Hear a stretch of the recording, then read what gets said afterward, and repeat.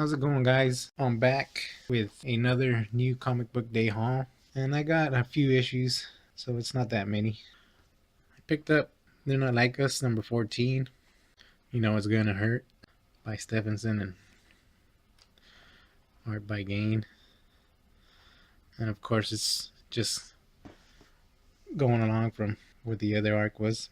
And then I have Dead Inside number 3 by John Arcudi, with art, of course, by Tony Fajula, which is very interesting. It's been a pretty good story. And then I picked up The Rift number 2. This is by Red 5 Comics.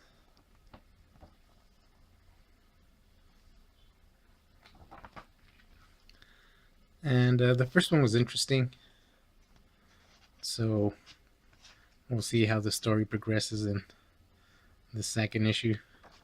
It is written by Don Hanfield and Richard Rayner, with art by Lino Carvalho.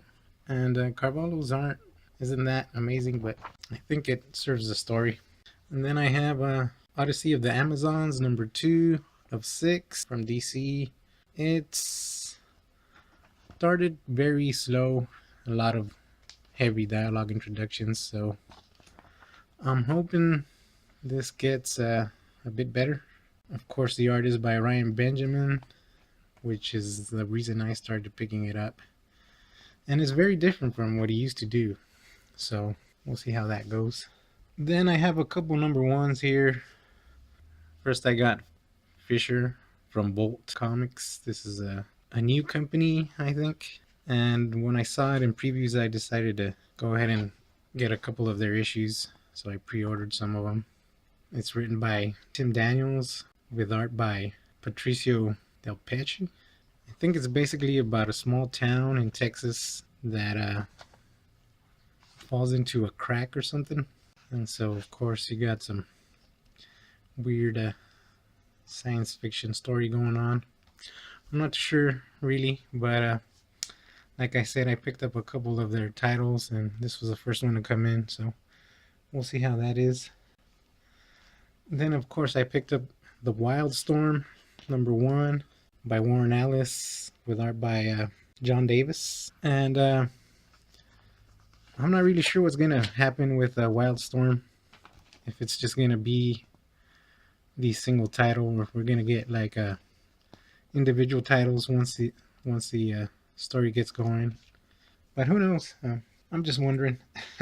Then I went ahead and picked up Kingpin number 1, which came out last week. I heard it was a pretty interesting story, so I figured I'd check it out. The art is interesting.